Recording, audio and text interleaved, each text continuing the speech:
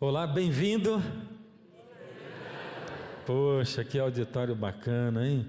Todo mundo respondendo esse obrigado assim de primeira, coisa maravilhosa. Até parece que a gente nem ensaiou antes, né? Bem-vindo você de casa também, esse é o Clamor da Meia-Noite, essa nova versão do Clamor da Meia-Noite, e a gente está fazendo aqui diretamente de Porto Alegre para você. E você é nosso convidado especial para acompanhar com a gente. Nós começamos aqui com a série Armagedon. E nós vamos ficar durante 20 programas nesse assunto que é um assunto intrigante. Muito bem, eu quero estimular você a pegar a sua Bíblia e ter a sua Bíblia em mão, porque hoje nós vamos usar a Bíblia algumas vezes, tá bom? Nós vamos utilizando a Bíblia à medida em que o nosso programa vai aumentando, você vai ver. Algumas vezes a gente vai utilizar. Vamos nos lembrar. E aconteceu no ano 605 da vida de Nabucodonosor, que ele se deitou e teve um sonho. Ele sonhou com essa estátua, da qual a gente falou ontem. E eu expliquei para você aqui na Bíblia, detalhe por detalhe dessa estátua, porque essa estátua, na verdade, é uma profecia falando, segundo diz a Bíblia, do que deveria acontecer no tempo do fim. Uau! 605 a.C., Deus dá uma profecia que diz respeito ao tempo do fim. Que coisa atual é a Bíblia, não é? Então, Nabucodonosor teve esse sonho.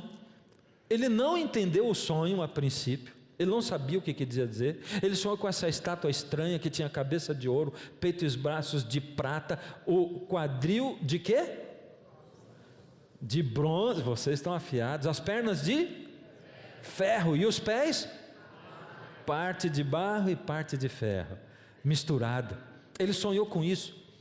E ele viu que uma pedra bateu no pé da estátua no final do sonho dele. E foi por isso que eu disse para vocês: ué, mas será que essa pedra não é o asteroide que vai se chocar aqui? Será que não é? E aí vocês estão dizendo que não. Mas na profecia vem uma pedra enorme, gigantesca, e bate exatamente nos nossos templos aqui na terra. O que é essa pedra? Bom, Nabucodonosor não tinha entendido nada. Vou voltar. E ele ficou desesperado. Você já imaginou de noite você ter um sonho desse? Porque a gente tem sonho e sonho, é ou não é? Tem sonho que você sonha que você não dá nem bola, porque é um sonho absurdo, né? Mas tem sonhos que são diferentes. E Nabucodonosor, que era um místico, porque ele era místico, ele acreditava nas coisas transcendentais. Nabucodonosor, ele ficou muito abalado com aquilo, perdeu o sono, acordou no meio da noite, e aí ele mandou chamar no meio da madrugada todos os sábios de Babilônia. Olha só o que diz aí na sua Bíblia. Vamos acompanhar aqui o que diz. Olha, verso 2, capítulo 2, verso 2, Daniel 2, 2. Então o rei mandou chamar os magos. Quem mais? Ele mandou chamar os magos, os encantadores, os feiticeiros e os caldeus, para que declarassem ao rei quais lhe foram os sonhos. Eles vieram e se apresentaram diante do rei. Disse-lhes o rei, deixa eu fazer uma pausa aqui, olha só, o rei diz assim: tive um sonho e eu estou querendo saber o que eu sonhei. Você já imaginou um rei temperamental como era Nabucodonosor fazer uma pergunta dessa para você? Eu tive um sonho, estou desesperado, o problema é que eu não lembro qual é o sonho e eu quero saber o que eu sonhei. Essa era a pergunta do rei. Ele não diz assim: eu tive um sonho, sonhei com a estátua, eu quero saber o que significa. Não, ele diz: eu não lembro o que eu sonhei, porque ele não lembrava, e eu quero saber o que eu sonhei. Olha só o que responderam esses sábios, esse grupo de pessoas que estavam lá. Os caldeus, que eram um dos grupos, que tinha lá magos, astrólogos, caldeus.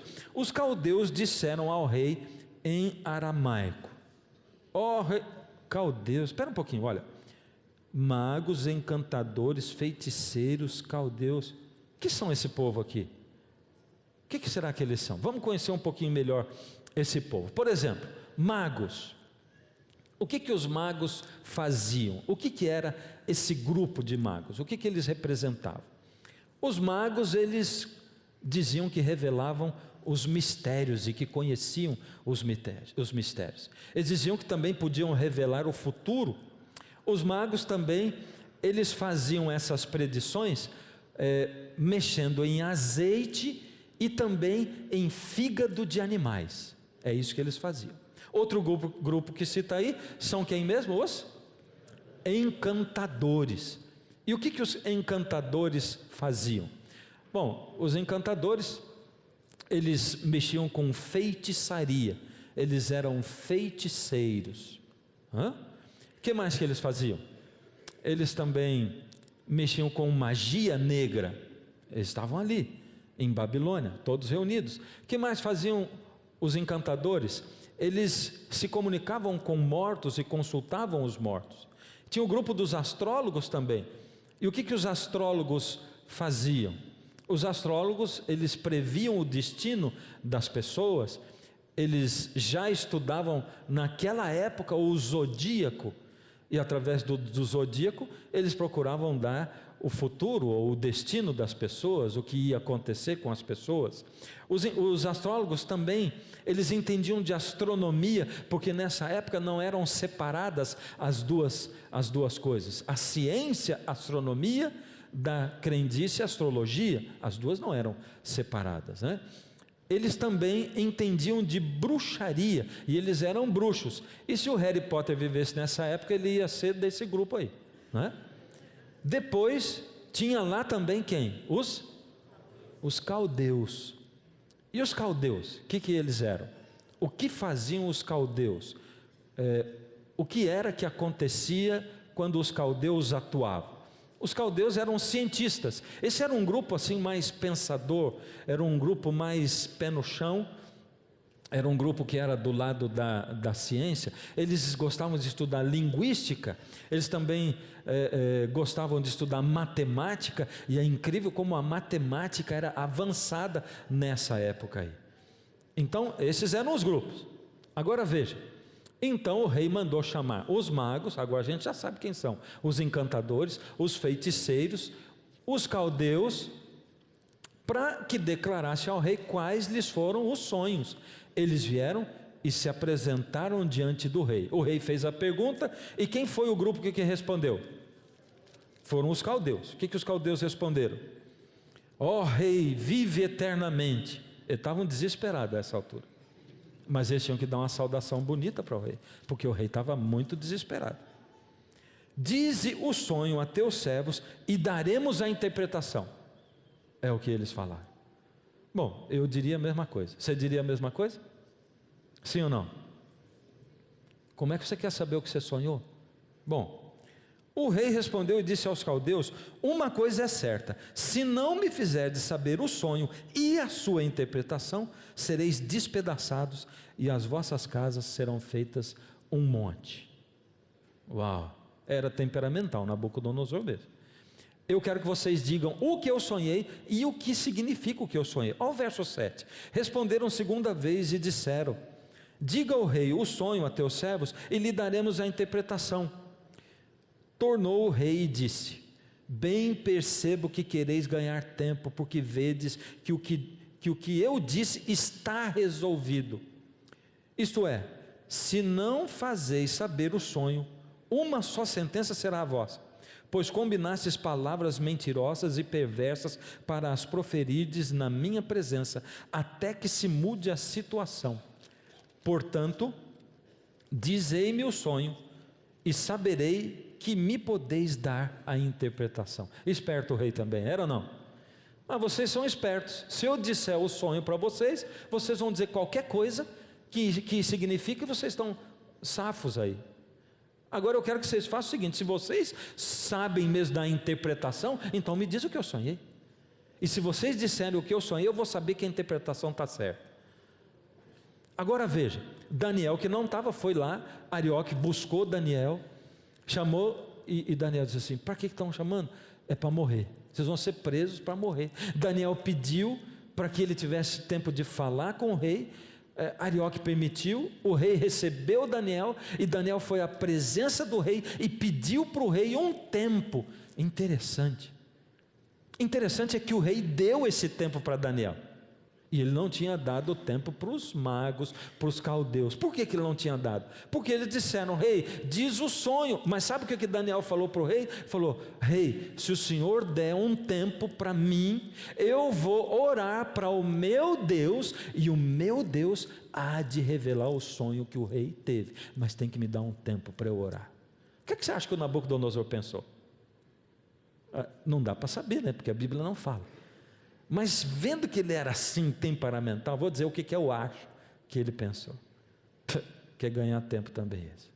Mas pelo menos ele não foi daqueles que diz assim: me diz o sonho. Não, vou dar tempo para você, vai.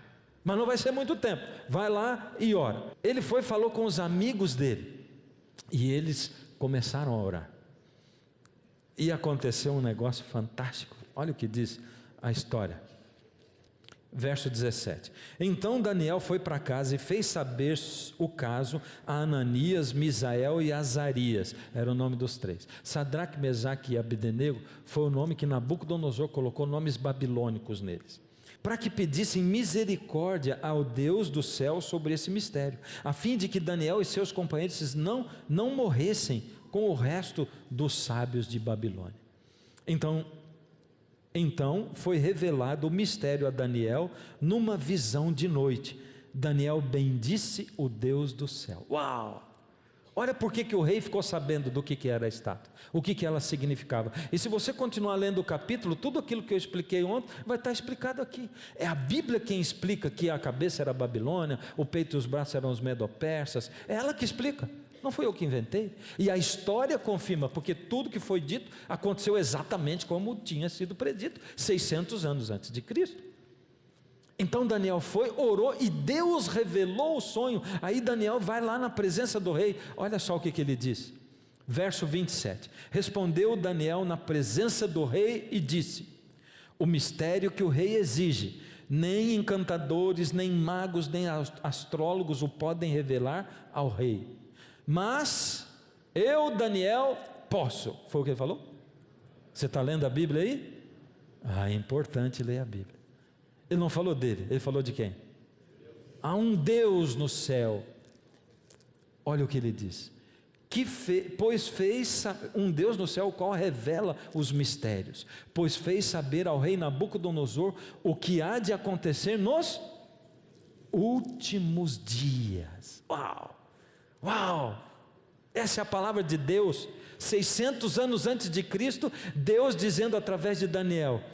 Daniel diz, agora presta atenção, porque antes de Daniel dizer que Deus ia revelar para Nabucodonosor o que ia acontecer nos últimos dias, Daniel disse o seguinte: olha, o mistério que o rei quer saber, nem magos, nem adivinhos, nem caldeus, nem astrólogos podem revelar ao rei. Em primeiro, quem tinha dito que era impotente? Eles mesmos. E agora, quem diz que eles são impotentes? Daniel. Ele diz. É lógico, através de Deus. Eu tenho 3 perguntas para fazer para você. Presta atenção nessas perguntas. Primeiro, por que os sábios não souberam responder para o rei o que o rei tinha sonhado? Eu quero que me responda quem não sabe a resposta, tá bom? Mas como é que você vai responder se você não sabe, né? Deixa eu fazer outra pergunta então, vai. Por que Daniel não estava na primeira vez que o rei chamou, se ele pertencia àquela classe de pessoas? Era porque Deus não queria que ele estivesse lá. Você sabe por quê? Porque se Daniel estivesse na primeira vez que o rei chamou, para o rei, Daniel fazia parte daquele grupo. Você entende? Então, se Daniel estivesse lá e o rei dissesse, vou mandar matar vocês, Daniel teria dito como para o rei? Dá um tempo que nós vamos orar e Deus vai revelar. E o que o Nabucodonosor ia pensar? O grupo dos sábios, dos astrólogos, é um povo inteligente, porque teve um lá no meio que falou mesmo, conseguiu desvendar, e o crédito ia ser para todo mundo. Então, isso quer dizer para mim que Deus intencionalmente deu um jeito. Eu não sei se o Daniel estava viajando naquela noite para fora de Babilônia, porque ele tinha um cargo lá dentro. Eu não sei o que aconteceu, mas Deus deu um jeito de que Daniel não estivesse, porque Deus queria Daniel separado daquele grupo. Ele queria mostrar que Daniel cria em alguma coisa que era diferente do que todo o resto daquele povo acreditava. Deus queria destacar a crença de Daniel, porque Daniel acreditava no único Deus, o Deus da Bíblia. Era a intenção de Deus que Daniel não estivesse lá naquela noite, na primeira noite que o rei chamou os sábios. E porque Daniel pediu tempo para orar? Por que ele pediu tempo para orar? Sabe isso? Me responde, quem souber. Você sabe que eu ouvi, né? Eu ouvi um bem baixinho assim. Por que Daniel pediu tempo para orar? O que é que você acha? É porque ele precisava da direção de Deus. É porque Daniel, ele cria em Deus, e ele sabia que Deus poderia responder aquilo.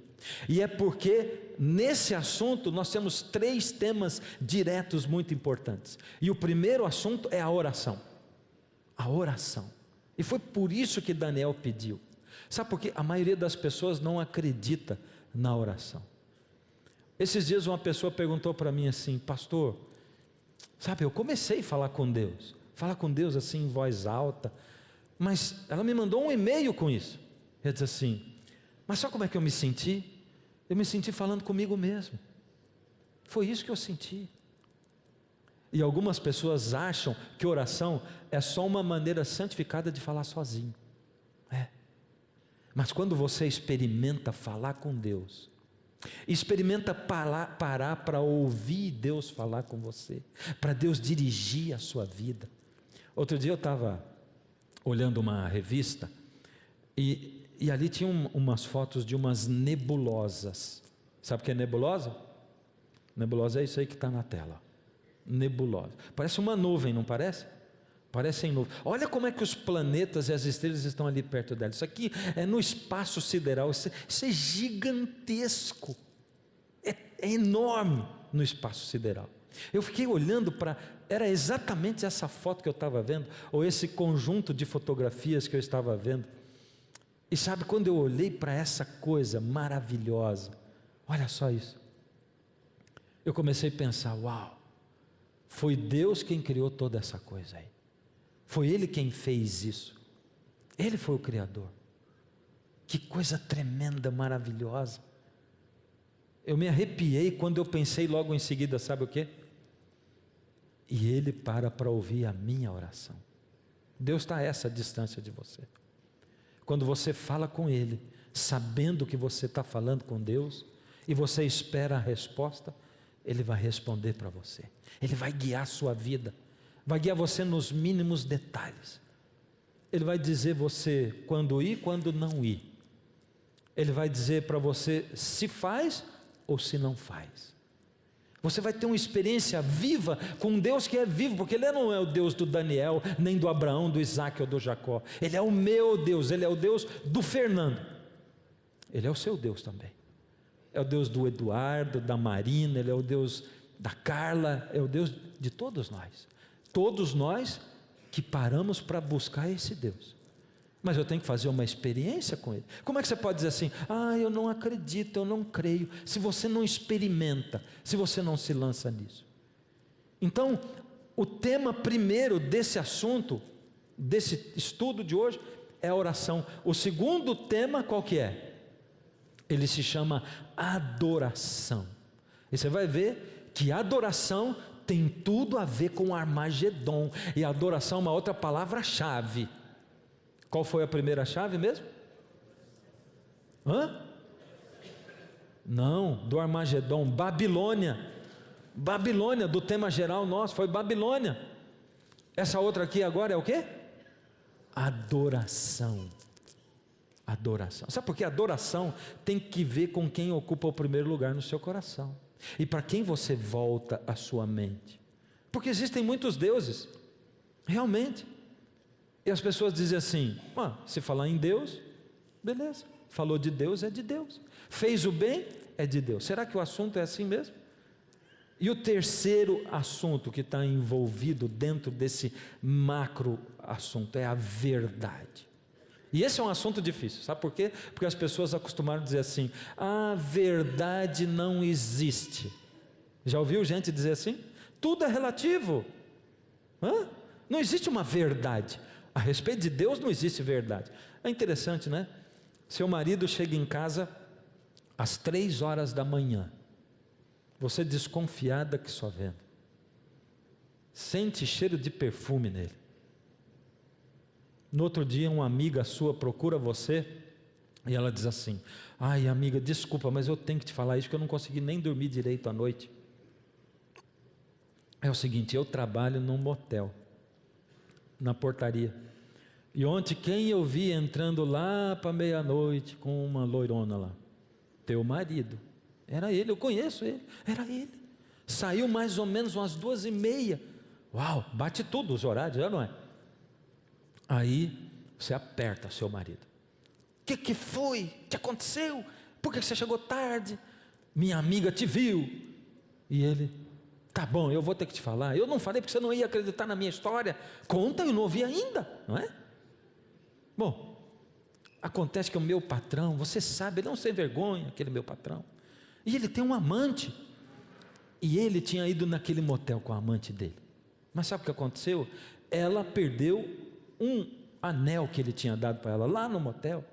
E ele falou para mim ontem, quando eu estava saindo do trabalho, ele falou, olha, é o seguinte, eu vou ter que viajar, ela perdeu o anel e eu preciso que você vá com ela lá no motel para buscar esse anel. E a gente foi lá buscar o anel. Aí você olha para ele e diz assim, eu quero que você me diga verdade. Ué, e tem verdade em relacionamento humano assim? Tem ou não tem? Lógico, qualquer relacionamento é baseado na verdade, nenhum relacionamento é baseado em mentira. Agora, quando eu quero me relacionar com Deus, eu digo, a verdade é relativa. Sabe o que eu estou dizendo para Deus? Estou dizendo assim, Deus, para eu me relacionar contigo, eu faço o que eu quero, e o Senhor vai aceitar o que eu quero. Nesse relacionamento eu acabo sendo Deus, eu acabo determinando o que eu quero fazer. E eu digo, não existe uma verdade. Olha o que a Bíblia diz, respondeu-lhes Jesus, eu sou o caminho, a verdade e a vida, ninguém vem ao Pai senão por mim. Ele disse, eu sou o caminho, a verdade. Então o que é a verdade? Jesus é a verdade, Ele é a verdade. Mas Ele disse também, santifica-os na verdade, a tua palavra é a verdade. Espera aí, mas a verdade é Jesus ou é a palavra de Deus? Porque num lugar ele diz que é Ele, e no outro lugar ele diz que é a Bíblia, a palavra de Deus. Qual dos dois é a verdade? É Jesus ou é a Bíblia que é a verdade? Os dois são a verdade? Então pode ter duas verdades? Olha o que ele diz, examinais as Escrituras, porque julgais ter nelas a vida eterna, e são elas mesmas que testificam de mim. Lógico, Jesus é a verdade, e a Bíblia é a verdade, porque ela testifica de Jesus, é isso.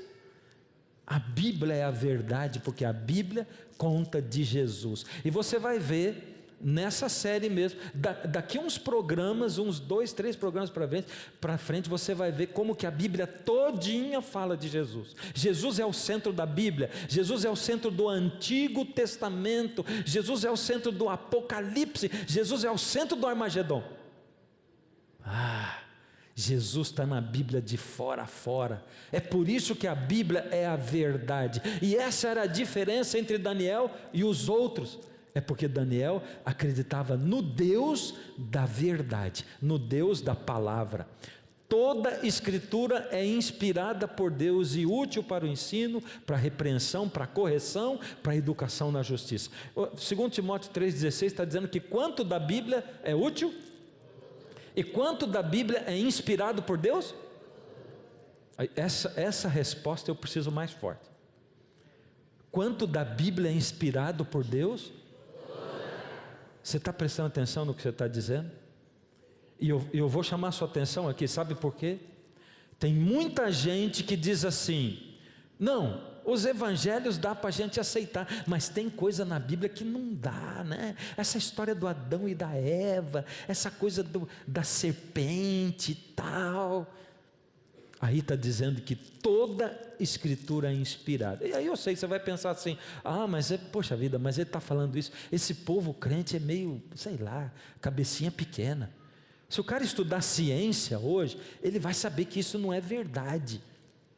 Pois eu quero fazer uma série do Clamor da Meia-Noite só a respeito de ciência e Bíblia, para a gente mostrar pela ciência evidências fantásticas de que Deus criou o mundo e de que a Bíblia é certa. Mas saiba que a gente não vai assim só na fé. Deus deu evidências 1000 para a gente crer que Deus é o Criador e que a Bíblia é o livro dele. A palavra de Deus é viva e eficaz, mais cortante do que qualquer espada de 2 gumes, e penetra até o ponto de dividir alma e espírito, juntas e medulas. É apta para discernir os pensamentos e os propósitos do coração. Essa é difícil, sabe por quê? Porque a palavra de Deus é assim. Aí está dizendo que a palavra de Deus, ela é viva como uma espada de 2 gumes, que ela entra no seu coração e é capaz de dividir alma e espírito.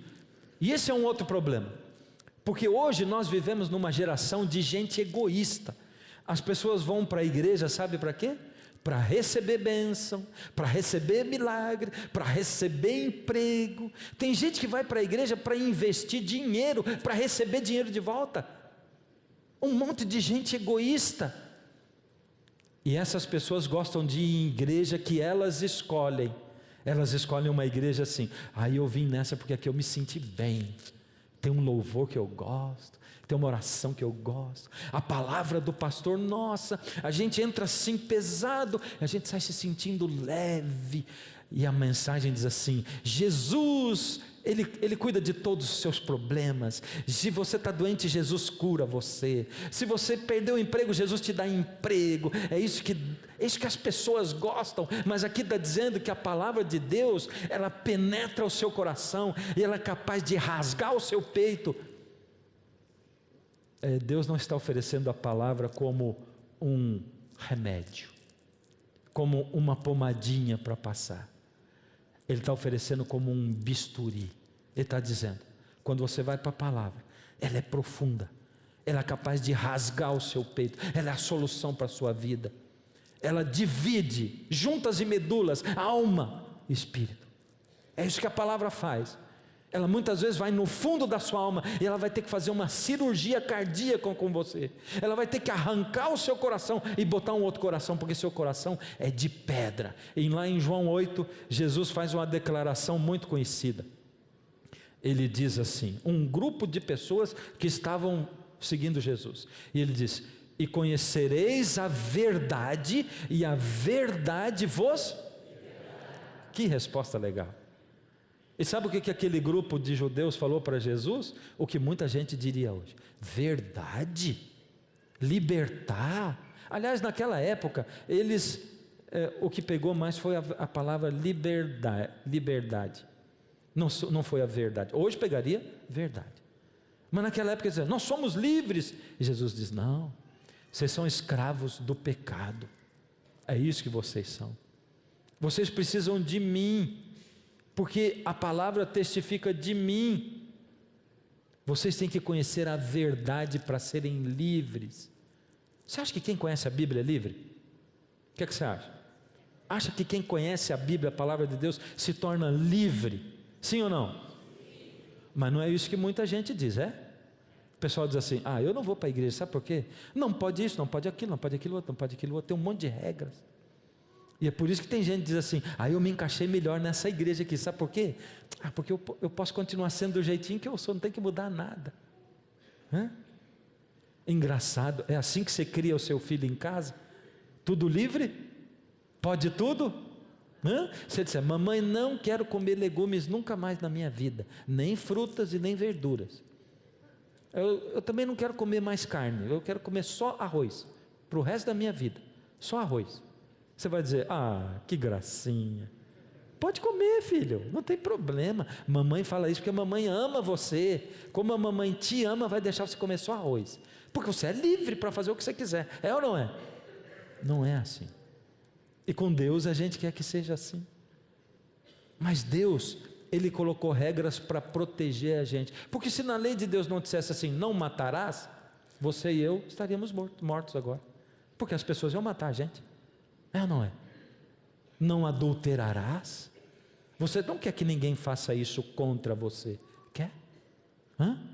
Lá diz para honrar o pai e a mãe, por exemplo.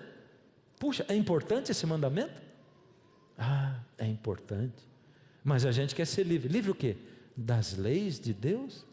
Porque será que Deus pede para eu deixar de fazer alguma coisa que seria boa para mim? E diz, não faz, vai ser muito bom para você? Não. Por isso que a Bíblia fala de James e Jambres. Quem são esses dois? Diz assim, Faraó, Êxodo 7:11, Faraó porém mandou vir os sábios e encantadores, e eles, os sábios do Egito, fizeram também o mesmo com as suas ciências ocultas. Uau! A gente encontrou uma outra palavra-chave para o tema do Armagedon. Babilônia, adoração, e aqui agora? Egito. Egito. Sabe por quê? Porque o povo de Israel foi escravo no Egito. E depois de um tempo, eles foram cativos em Babilônia. E essas duas nações se encontram dentro do Armagedon. E a gente vai ver mais para frente. Outra palavra-chave para o Armagedon. E olha o que aconteceu. Quando Moisés foi libertar o povo, Deus diz assim, leva a tua vara. Jogou a vara se transformou em serpente. Faraó chamou os sábios, os adivinhos dele, os mágicos dele. Eles jogaram as suas varas que também viraram serpentes. É isso que aconteceu. É isso que a Bíblia está falando. E do modo, eu tenho que ler aquele texto, e do modo porque James e Jambres resistiram a Moisés, o nome desses magos era James e Jambres. Olha quanto nome, é muito nome bonito, né? Também estes resistem à verdade. Pessoas resistem à verdade. São homens de todo corrompidos na mente, réprobos quanto à fé. Eles todavia não irão avante, porque a sua insensatez será a todos evidente, como também aconteceu com a daqueles. Está dizendo aqui, aqueles dois magos, eles fizeram coisas contrárias à vontade de Deus. Olha o que Deus disse em Deuteronômio. O povo de Israel estava para entrar na terra prometida, e Deus disse, quando entrares na terra que o Senhor teu Deus te der, não aprenderás a fazer conforme as abominações daqueles povos. O que será que são essas abominações das quais Deus falou? Quais são essas abominações? Deus falou, quando vocês entrarem lá, não cometam aquelas mesmas abominações. Ele disse, não se achará entre ti, olha aí, Deus falando para o seu povo, não se achará entre ti quem faça passar pelo fogo o seu filho ou a sua filha. Tem religião que faz isso? Tem. Nem adivinhador. Tem religião com adivinhador? Também tem. Nem prognosticador. Tem religião com prognosticador? E o que é prognosticador? Eu não sei. Eu fui no dicionário para buscar o que é prognosticador. Quer ver? Olha lá. Eu fui lá no dicionário procurar. O que é prognosticador? É aquele que prognostica. Está explicado, não está? Sabe que às vezes a gente vai no dicionário e a gente fica meio decepcionado com o dicionário, né? Não, mas eu continuei depois, porque não dizia só isso. Aí dizia assim também, é predizer baseando-se em sinais ou sintomas, é agourar, pressagiar, vaticinar. Olha, se você ficar procurando, você vai passar a vida procurando no dicionário, né? É muita palavra nova. Mas diz que é gente que prediz as coisas, e tem religião com isso também, e Deus assim, no meio de vocês não tem gente que fica fazendo essas coisas. Ele diz também, nem agoureiro. mau agouro, nem feiticeiro, nem encantador, nem necromante. Não é para ter ninguém desses aí, nem feiticeiro, nem encantador, nem agoureiro, nem necromante, nem mágico não é para ter no meio do povo de Deus. E Deus disse mais, e também não é para ter quem consulte os mortos, pois todo aquele que faz tal coisa é abominação ao Senhor, e por essas abominações o Senhor teu Deus os lança de diante de ti. Olha, o que Jesus disse? Que a palavra de Deus é a verdade. A verdade dói às vezes, não dói não? Ela é difícil, e sabe, eu sei, talvez eu esteja falando com você aqui essa noite, que veio pela primeira vez porque um amigo te chamou, e você está meio abalado aqui, você está pensando, puxa, mas eu vou vir aqui para ficar ouvindo falar essas coisas? Eu sou uma pessoa de coração tão sincero, tão bom, e eu acredito nessas coisas aí, por que está falando isso?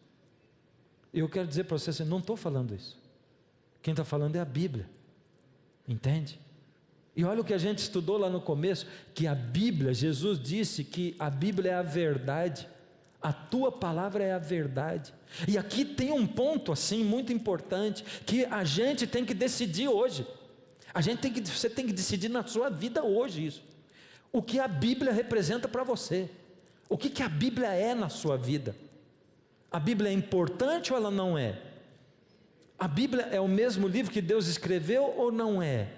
A Bíblia, ela é relevante? Será que a Bíblia é mesmo como nós lemos lá em 2 Timóteo 3,16? Porque toda a Escritura é inspirada? É isso que você acredita? Ou você acredita na religião que você abraçou? Você acredita na Bíblia ou na sua religião? Se o teu pastor disser alguma coisa contrária à Bíblia, você vai ficar com a Bíblia ou com o teu pastor? É com a Bíblia? Sabe, como eu digo, não fica prestando atenção no que pastor fala, não acredita, eu sou pastor, não acredita no que eu falo, é verdade, não é para acreditar no que eu falo. Quando eu falar, eu vejo que tem gente aqui anotando o que eu estou falando, anotando textos. Quando eu falar, vai para a tua casa, vai lá conferir, diz, isso aqui que ele falou, está aqui. Porque se eu falar alguma coisa que está contra, você volta e fala assim, você falou aquele negócio, mas é mentira, não estava certo. E faz isso com qualquer pessoa, faz com um pastor, faz com um padre, faz com o Papa isso. Se o Papa disser alguma coisa que não está de acordo com a Bíblia, você vai acreditar nele ou na Bíblia? Em quem a gente acredita? Sabe por quê? Porque o Papa, ele andou pedindo perdão de coisas que foram feitas erradas no passado, porque ele é um ser humano também, e os outros papas eram seres humanos também.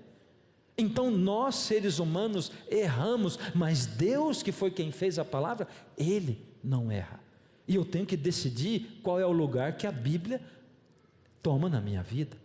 E olha o que a Bíblia diz, por exemplo, sobre os mortos. Por que a Bíblia diz assim, não é para consultar os mortos?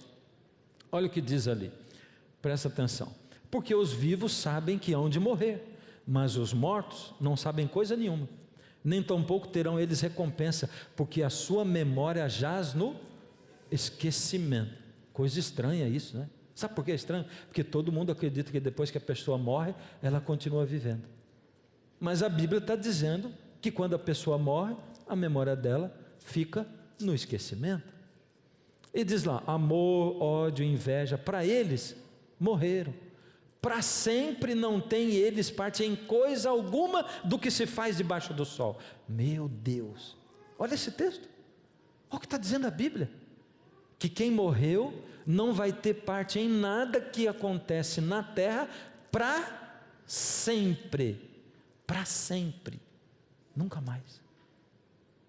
É forte isso, principalmente baseado naquilo que muitas pessoas acreditam e pregam. Alguém pode dizer, mas hoje não é diferente? Tanto tempo passou desde que a Bíblia foi escrita, hoje é diferente. É diferente ou não é? O que você acha? As coisas mudaram ou não mudaram? Se atualizaram. Olha o que diz aqui em Malaquias 3,8, Deus diz assim, porque eu, o Senhor, não mudo. Se Deus não muda, as coisas não mudaram. Foi daquele jeito e é desse jeito até hoje. E sabe que muitos falsos profetas existem. E tem 2 tipos de falso profeta. 2 tipos. Dá uma olhada aqui nesse texto, Mateus capítulo 7. Lê o que está escrito aqui. Olha que coisa interessante esse texto. Ele é um texto que me deixa boquiaberto, muito revelador. Mateus capítulo 7. Aqui Jesus está falando a respeito da vinda dele. E olha o que ele diz no verso 15: acautelai-vos dos falsos profetas, que se vos apresentam disfarçados em ovelhas, mas por dentro são lobos roubadores. Olha só o que ele está dizendo. Cuidado com os falsos profetas, eles vão tentar enganar você. Pelos seus frutos os conhecereis. Colhem-se porventura uvas dos espinheiros ou figos dos abrolhos? Então é fácil eu conhecer um profeta falso, não é? Como é que eu vou conhecer? Olha, tinha profeta falso em Babilônia, tinha no Egito, e Jesus está dizendo, cuidado que vai ter hoje também, no tempo do fim também vai ter. Você vai conhecer pelos frutos, e aí que as pessoas escorregam, na casca do fruto. Sabe por quê? Porque elas pensam assim, falou de Deus, é de Deus. Fez caridade, é de Deus. Isso é o fruto, é ou não é? Aqui Jesus diz qual é o fruto que o profeta tem que ter. Verso 21, nem todo o que me diz Senhor, Senhor, entrará no reino dos céus. Olha, isso aqui já é uma declaração, está dizendo, não é todo mundo que fala em meu nome, que chama o nome de Deus, que vai entrar no céu, não. Não é todo mundo que se diz pastor que vai entrar no reino do céu. Não é todo mundo que se diz profeta que vai entrar no reino do céu. Não é todo mundo que faz milagre que vai entrar no reino do céu. E não é todo mundo que faz caridade que vai entrar no reino do céu. Nem todo mundo que fala em meu nome. Não é todo mundo que prega de Jesus que vai entrar no reino do céu. E nem todo mundo que fala de amor que vai entrar no reino do céu. Ele diz, mas aquele que faz a vontade de meu Pai que está nos céus. Esse é o fruto. Aonde está revelada a vontade do Pai? Onde Deus revelou a sua vontade? A vontade do Pai está revelada aqui na minha mão, na Bíblia. E nós voltamos de novo para a Bíblia, para esse livro aqui. Interessante. Se a Bíblia é capaz de ter uma profecia como Daniel 2, prevendo o mundo inteiro, e como a do Armagedon, como você vai ver nos detalhes, a gente tem que dar atenção para ela. Olha o que ele diz mais: muitos naquele dia hão de dizer-me, Senhor, Senhor, porventura não temos nós profetizado em teu nome não expelimos demônios, e em teu nome não fizemos muitos milagres? Esse é um grupo especial de gente, é ou não é? Jesus diz, muitos naquele dia, no fim de tudo, quando eu voltar no dia do julgamento, vão me dizer, Senhor, Senhor, nós, enquanto a gente estava aqui vivendo nessa terra, nós expelimos demônios. Você vê hoje gente que faz isso? Nós fizemos milagres, nós profetizamos em nome de Jesus. Ele está dizendo, muitos vão me dizer isso. Então eu lhes direi, verso 23, claramente, nunca vos conheci, apartai-vos de mim, os que praticais a iniquidade. Você pode fazer milagre, expelir demônio, você pode fazer curas e profetizar em nome de Deus, mas se você não faz a vontade do Pai, que está expressa na palavra dele, você está fazendo pecado, iniquidade. Vocês praticam a iniquidade. Poxa, mas é capaz que alguém que profetiza, expele demônio, faz milagre, esteja fazendo pecado? Esteja pecando fazendo essas coisas? Mas ele está fazendo bem. Deixa eu perguntar para você, é fazer o mal dar um sorvete para uma criança? É fazer o mal? Em si não. Depende do porquê eu vou fazer isso, né? Se eu vier no meu carro e usar um sorvete para atrair essa criança para dentro do meu carro e raptar essa criança, aí é fazer o mal, é ou não é? É assim que o inimigo usa os seus servos.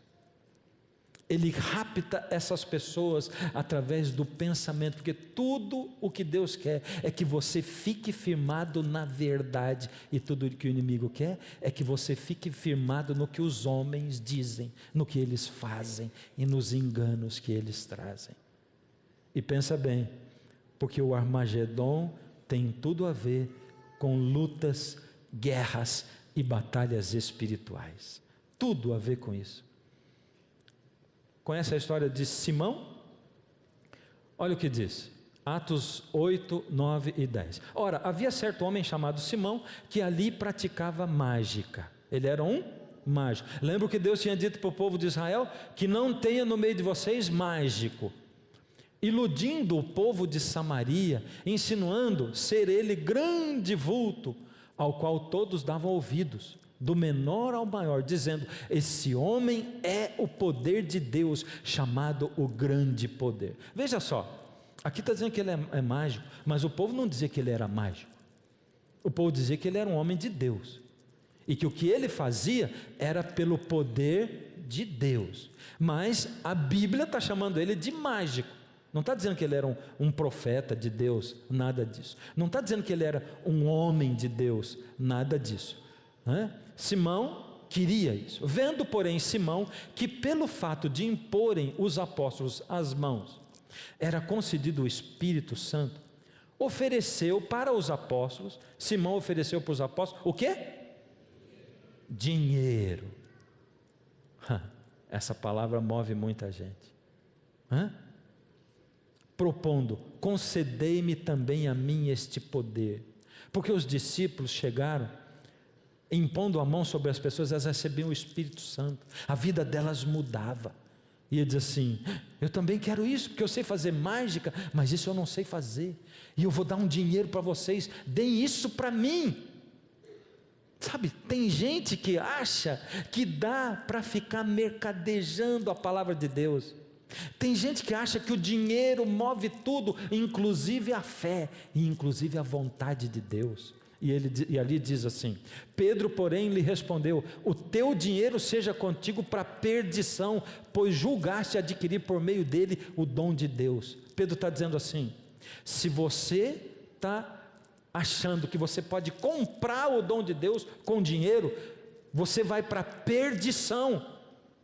E olha, eu vou ter que falar com muito carinho para você, porque tem gente investindo dinheiro, achando que Deus é negociante. Eu invisto dinheiro na igreja e depois recebo dinheiro. Sabe, uma vez um homem chegou para conversar comigo, ele começou a frequentar uma igreja onde eu estava fazendo uma série, ele pediu para falar comigo, e veio falar comigo, e ele sentou e disse assim: olha, eu quero contar a minha história. Ele contou a história dele, resumidamente ele disse assim: olha, eu sou dentista, e a minha carreira não tem dado certo, eu tenho um carro velho, eu tenho uma casa velha que é alugada, os meus móveis estão caindo aos pedaços, a minha vida está assim. E eu fiquei ouvindo ele falar, e eu disse: e o que você gostaria? Ele disse: o que você pode fazer por mim? Me senti o gerente do banco, verdade. Eu disse assim: alguma coisa você não entendeu certo. Não tem jeito de você investir no banco de Deus aqui, porque nessa igreja aqui a gente investe no banco do céu, não no da terra. É o que Jesus disse para o jovem rico: você vai, vende tudo que você tem, dá o dinheiro para os pobres, e você terá um tesouro no céu. Sabe como é que é? Quem quer tesouro no céu? Ele não voltou mais na minha igreja, não voltou mais lá, porque Jesus diz: no mundo tereis aflições. Jesus diz: não junta prata ou ouro aqui na terra, porque aqui a traça e a ferrugem corroem. E esse discurso de Jesus não condiz com muitos discursos que a gente ouve hoje. Olha o que diz aqui: porque nós não estamos como tantos outros, é Paulo falando, mercadejando a palavra de Deus. Antes, em Cristo é que falamos na presença de Deus com sinceridade e da parte do próprio Deus. Sabe o que eu estou querendo dizer? Eu não estou aqui falando contra a igreja A, B, C, não estou falando contra a igreja, porque Deus tem filhos sinceros em todas as igrejas, Deus tem pastores sinceros em todas as igrejas, Deus tem gente sincera em qualquer igreja, Ele tem. Até mesmo em igrejas não cristãs, ele tem pessoas sinceras, cada um no seu tempo de desenvolvimento, cada um com a luz que recebeu. Mas ele tem também um monte de gente que não é sincera em todos os lugares, inclusive aqui dentro, em todos os lugares. É Deus quem conhece o coração de cada um. Mas eu quero levar você para cá, porque eu preciso colocar um alicerce antes da gente chegar no Armagedon. Eu preciso plantar um canteiro, eu preciso construir um alicerce para a gente construir em cima a casa Armagedon. E eu preciso dizer para você, o Armagedon adverte a gente, cuidado, porque nos últimos tempos, os mesmos sábios de Babilônia e do Egito estarão vivendo, eles mesmos estarão atuando, eles são disfarçados de ovelha, mas são lobos, eles têm que fazer a vontade de Deus e falar de acordo com a palavra de Deus, porque senão não são de Deus, são pessoas que estão perdidas. E por que é difícil alguém se salvar? Porque o eu é muito grande, o eu é muito grande. Quando Jesus encontrou o jovem rico, ele falou para o jovem rico: você diz que guarda a lei, mas você já quebra o primeiro mandamento que diz: não terás outros deuses diante de mim. O seu Deus é o dinheiro. O que o jovem rico fez quando ele ouviu aquilo? Saiu tarde, saiu triste, mas ouvindo ele essas palavras, ficou muito triste, porque ele era riquíssimo. Como é duro, não é? Abrir mão dos bens materiais. Os bens materiais têm consumido a gente, têm consumido o nosso tempo, nossa vida. Os bens materiais acabam conosco, com o nosso tempo, com o tempo da família. E quanta gente trabalha pelos bens materiais, mas não consegue ficar com os filhos. E um dia que os filhos saem de casa, não gastaram tempo com eles, porque o coração desse povo está endurecido. De mau grado ouviram com os ouvidos, fecharam os olhos, para não correr o risco de verem com os olhos, ouvirem com os ouvidos, entenderem com o coração, se converterem e serem por mim curados. Eu vou dizer para você, eu não me sinto confortável falando todas essas coisas. Não me sinto assim à vontade dizendo tudo isso. Na minha cabeça fica sempre uma preocupação: puxa, alguém que ligou a TV agora pela primeira vez na TV Novo Tempo está pensando assim: puxa, mas eu vou encontrar uma coisa dessa, está difícil, porque o que ele está dizendo aí? Que a Bíblia, eu tenho que acreditar na Bíblia, está dizendo que a verdade é o que está na Bíblia, mas a Bíblia está falando coisas que eu não acredito? Será que o que ele está falando está certo? Não sou eu que estou dizendo, é a Bíblia. E eu não me sinto à vontade falando um monte de coisa que vai de encontro ou vai contra aquilo que você pensa. Não me sinto. Mas eu vou dizer por que eu falo. Olha o que diz aqui a Bíblia: a ti, pois, ó filho do homem, te constituí por atalaia sobre a casa de Israel. Tu, pois, ouvirás a palavra da minha boca e lhe darás aviso da minha parte. Deus está falando aqui com o profeta, e Deus está dizendo assim: eu constituí você como atalaia. O que é o atalaia? Subia em cima do muro da cidade, e quando o exército inimigo estava se aproximando, ele dava voz de comando, tocava a trombeta e anunciava que vinha o inimigo. E Deus está dizendo: eu constituí você, eu estou falando com você, você é atalaia. E o que ele fala? Você vai dar um aviso da minha parte. Que aviso é esse? Ele diz: quando eu disser ao ímpio, ao pecador, que é certo que ele morrerá, e você não falar para dissuadi-lo dos seus caminhos errados, aquele ímpio morrerá por causa da sua iniquidade, por causa do seu pecado. Mas eu considerarei você responsável pela morte dele. Está entendendo? Por que eu estou falando para você? Eu estou falando porque eu, através da palavra, tive conhecimento dessas coisas. Porque através da palavra, eu pude saber essas coisas que são verdade. E Deus está dizendo: eu vou cobrar de você se você não falar. E você vai ser responsável. Porque eu preciso que eles saibam. Por quê? Porque é você quem vai decidir. É você quem sabe da sua vida. É você quem sabe o que vai fazer com ela. O que você vai fazer com essa verdade? É você quem decide isso. E sabe, Deus, nesse momento em que a gente está chegando agora no fim do programa O Clamor da Meia-Noite, Ele chega em você e Ele começa a falar no seu ouvido, na sua consciência, no seu coração, na sua mente.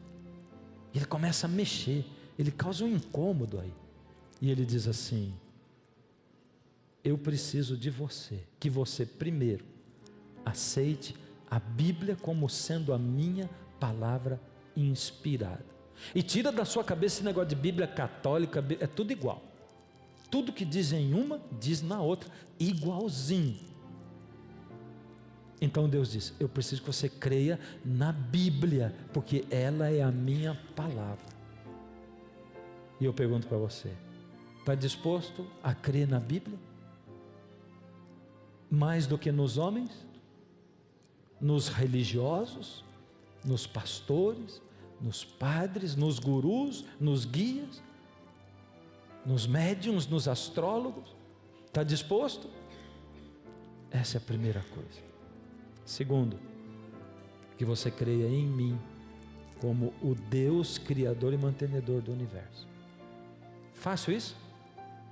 Não é fácil, é difícil. É difícil. Eu vou dizer para você, a gente não consegue fazer isso se não for pelo poder de Deus. Mas a gente tem que tomar uma decisão. E sabe qual é a sua decisão? A decisão é assim: Senhor, hoje eu não consigo, mas eu quero dizer um negócio para o Senhor. Eu vou abrir no meu coração uma passagem, uma chance, um caminho. E eu vou, entre aspas, vou dar essa oportunidade para o Senhor em mim. Se o Senhor existe de fato, o Senhor vai mexer alguma coisa aqui e aqui. Isso você está disposto a fazer? Tá? Quer fazer isso?